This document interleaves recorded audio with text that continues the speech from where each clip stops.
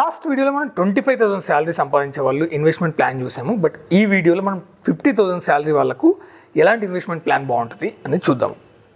ఇక్కడ మీరు ఖచ్చితంగా 20% సేవ్ చేయాల్సిందే. అంటే 50,000లో 20% అంటే 10,000 మీరు ఇన్వెస్ట్మెంట్ చేస్తున్నారని నేను అజ్యూమ్ చేసుకుంటున్నా. రైట్, ఇప్పుడు మీరు 10,000 ఇన్వెస్ట్మెంట్ చేస్తారని అనుకుంటున్నాను కదా, అండ్ దాంట్లో మీరు లో రిస్క్ కేటగిరీ, ఎక్కువ రిస్క్ తీసుకోవాలనుకోవట్లేదు కాబట్టి లో రిస్క్ వాళ్ళకి ఈ ప్లాన్ సూపర్గా సెట్ అవుతుంది. ఇక్కడ నేను లాస్ట్ వీడియోలో చెప్పినట్టు 80-20 రూల్ కాదు, 70-30 రూల్. కొంచెం అమౌంట్ ఎక్కువ ఉంది కదా, కొంచెం రిస్క్ ఎక్కువ ఉన్న అసెట్స్ క్లాస్లో మనం పెట్టుకుందాం. 70% అంటే 7,000 అమౌంట్ ఏదైతే ఉందో అది డెట్లోకి వెళ్ళిపోవాలి, 3,000 ఈక్విటీ మ్యూచువల్ ఫండ్స్లోకి వెళ్ళిపోవాలి. మరి ఆ 7,000 ఎలాంటి డెట్ ఫండ్స్లో ఇన్వెస్ట్మెంట్ చేయాలి అది కూడా తెలుసుకుందాం. అందులో ఫస్ట్ 3,000 ఏదైతే ఉంటుందో అది లిక్విడ్ ఫండ్స్ కానీ కార్పొరేట్ బాండ్స్ కానీ ఇలాంటి వాటిలో ఇన్వెస్ట్మెంట్ చేయండి. ఒక స్టేబుల్ రిటర్న్స్ వస్తుంది మీకు 9-10%. మిగతా 4,000 ఏదైతే ఉందో గోల్డ్ ఈటీఎఫ్లో పెట్టండి. గోల్డ్ ఈటీఎఫ్ మనకు ఏ బ్రోకరేజ్ కంపెనీస్లోనే సరే గోల్డ్ ఈటీఎఫ్ ఉంటుంది. డైరెక్ట్ వెళ్ళి 4,000 ఇన్వెస్ట్మెంట్ పెట్టేసేయండి ఆటో డెబిట్ స్కీమ్ కింద. నెక్స్ట్ 3,000 ఏదైతే ఉందో అది ఈక్విటీ మ్యూచువల్ ఫండ్స్లో పెట్టాలి. ఇక్కడ మీరు రిస్క్ వెళ్తా కొంచెం లిటిల్ బిట్ రిస్క్ తీసుకుంటా అంటే ఆ 3,000 డివైడ్ చేయండి. లేదు అంటే అదే 3,000 తీసుకెళ్ళి నిఫ్టీ 50 ఫండ్లో పెట్టండి. ఒకవేళ డివైడ్ చేయాలంటే ఎలా అంటే ఇక్కడ ఆలోచించండి, చాలా జాగ్రత్తగా అండి. 2,000 అనేది నిఫ్టీ 50 ఫండ్లో పెట్టండి.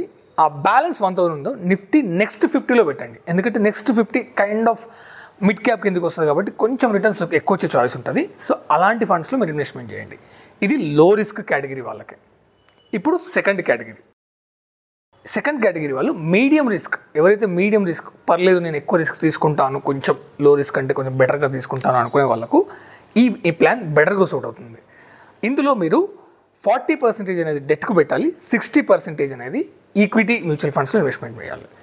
అంటే లాస్ట్ వీడియోలో నేను 25,000 వాళ్ళకి 50-50 సజెస్ట్ చేశాను, కానీ ఇక్కడ 40-60 సజెస్ట్ చేస్తున్నాను. ఎందుకంటే అమౌంట్ కొంచెం ఎక్కువ ఉంది కాబట్టి కొంచెం బెటర్ రిటర్న్స్ రావడం కోసం మనం ఈ పర్టికులర్ ప్లాన్ని సెట్ చేసుకున్నాం. అండ్ ఏదైతే 40% 4,000 ఉందో 4,000లో ఈక్వల్గా 2,000 డివైడ్ చేయండి కార్పొరేట్ బాండ్స్కి, అండ్ నెక్స్ట్ ఇంకా 2,000 గోల్డ్ ఈటీఎఫ్కి. ఆ డెట్ ఫండ్ కంప్లీట్ అయిపోతుంది. బట్ ఇక్కడ 6,000 ఏదైతే మీరు ఈక్విటీ ఫండ్స్కి పెట్టారో ఆ ఈక్విటీ ఫండ్స్ని 3 డిఫరెంట్ మ్యూచువల్ ఫండ్స్లో ఇన్వెస్ట్మెంట్ చేయాలి. అందులో ఫస్ట్ 2,000 వచ్చేసి నిఫ్టీ నెక్స్ట్ 50 దాంట్లో పెట్టండి. డైరెక్ట్ నిఫ్టీ 50లో కాదు, మీడియం రిస్క్ అనుకున్నాం కాబట్టి. ఓకే, అండ్ నెక్స్ట్ 2,000 అమౌంట్ వచ్చేసి ఒక ఫ్లెక్సీ క్యాప్లో కానీ లేదంటే ఒక మిడ్ క్యాప్లో కానీ పెట్టండి. నేనంత ప్రిఫర్ చేయను, బట్ మీరు మిడ్ క్యాప్లో పెట్టాలనుకుంటే మిడ్ క్యాప్ పెట్టేసేయండి. అండ్ బ్యాలెన్స్ 2,000 ఏదైతే ఉందో ఈజీగా స్మాల్ క్యాప్లో ఇన్వెస్ట్మెంట్ చేసేయండి. ఆ స్మాల్ క్యాప్ ఏంటి, మీకు మోతిలాల్ ఓస్వాల్ ఉంటుంది, లేదంటే నిపాన్ స్మాల్ క్యాప్ ఉంటుంది, లేదంటే మన క్వాంట్ మ్యూచువల్ ఫండ్స్ ఉంటుంది. ఏదైనా సరే వీటిలో మీరు ఇన్వెస్ట్మెంట్ హ్యాపీగా చేసుకోవచ్చు ఎవ్రీ మంత్. నెక్స్ట్ వచ్చేసి హై రిస్క్ కేటగిరీ.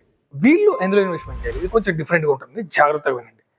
మీరు 10% అనేది డెట్ ఫండ్లో పెట్టాలి, అండ్ 90% అనేది ఈక్విటీ మ్యూచువల్ ఫండ్స్లో పెట్టాలి. 10% అంటే 1,000 అమౌంట్ ఎందులో పెడతారు, నార్మల్గా ఏదైనా గోల్డ్ ఈటీఎఫ్లో పెట్టేస్తే అయిపోతుంది.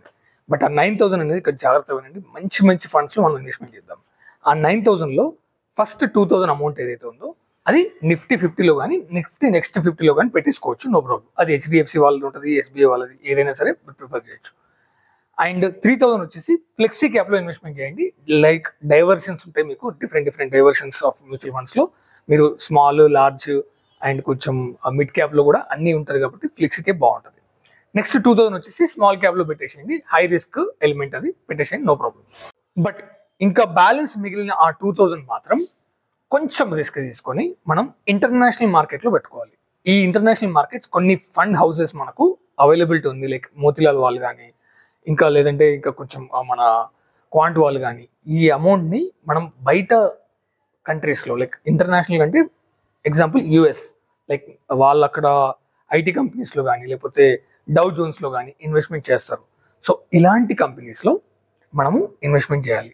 ఎందుకు ఇంటర్నేషనల్ మార్కెట్స్ అంటే అక్కడ స్టేబుల్ రిటర్న్స్ ఉంటాయి, స్టేబుల్ మనకు ఒక మంచి గ్రోత్ ఉండే డెవలప్డ్ కంట్రీస్ కాబట్టి మంచి రిటర్న్స్ వస్తాయి. అండ్ ఈ ఇన్వెస్ట్మెంట్స్ అనేవి ఎవ్రీ మంత్ మీరు ఈఎంఐ ఎంత శ్రద్ధతో కడతారో, ఎంత కాన్సన్ట్రేషన్ ఫోకస్గా కడతారో, ఈ ఎస్ఐపి కూడా అంతే ఫోకస్గా ఇది ఒక ఈఎంఐ అని భావించి మరీ కట్టాలి మీరు. సో మీకు వీడియో నచ్చినట్టయితే లైక్ చేయండి, అలానే మీ ఫ్రెండ్స్కి షేర్ చేయండి. జై హింద్.